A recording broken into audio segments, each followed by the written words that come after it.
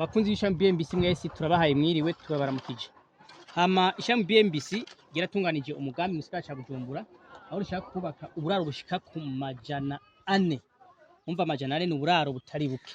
Rero abenshi bavyumvise bibajije ko ico kintu ari umugani kidashoboka.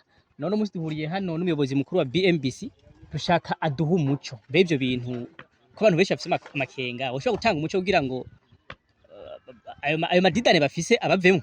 Okay, duhuriye he kwanza vi? Aha duhuriye kutavuga kwanza. Yego duhuriye mu Tenga aho nyine tubona umugambi uriko aranguka ndabona abantu benshi hariya ndabona amakaniva amaze gucabwa ngaha ariko abenshi bari baje ko ico kintu kitoshoboka. Dushaka yuko mushobora gutanga umuco kugira ngo bamenye neza uno mugambi uko wifashe nuko umeze.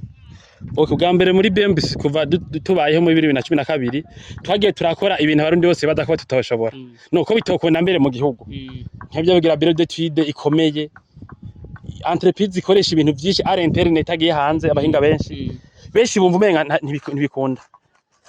Ni kuvuga rero ubu twaragize imigambi 2 canke 3 yo kubaka uburaro bwiyongera kuri projet mu gahaye tuko turakora yo muzi bigeze kure burara amajanana. Uravyumva?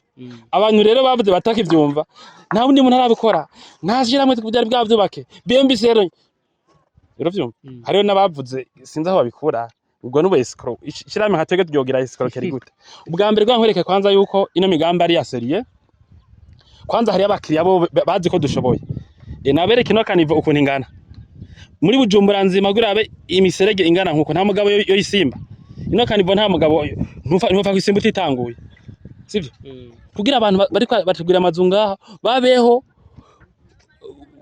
donc bafise ahantu bashira amazi y'imvura amazi bakoresheje mu bikoni n'ahandi sivyo twabakiye amakanivo tuko turakora bizobana ngaha uko mu ndwiza aho rutangura kubaka turi kwa gatatu ndakuvugisha mu ndwiza nk'uyu musi nyene amazu ya mbere dwari kwaroka ngaha kuko dufise abakiriya ba mbere vuga mu ndwiza mutangura kuduza amazu hanyuma rero ikindi kintu ndakubwira iri tongo ripima hegitari 6 kandi singabire y'umuryango si don sivyo singabire y'umuryango si kintu twatoranye si kintu twagize iki none nimba dushobora kuronka itongo rye gitari 6 mu gisagara ca Bujumbura mu muji murabona ababanyi bacu ukuntu bameze sivyo none mwo kuvuga yuko ivyo tuvuga bitabugize hanyuma ino kanivo muyiravye mu miliyoni amajana ngahe kwitunganya sivyo none ngomba bona BMBC tudafise inguvu bajya abakozi bariko barabikora mu kwimbira ko bahembwa angahe kundwi ino migambi ikatunganywa rero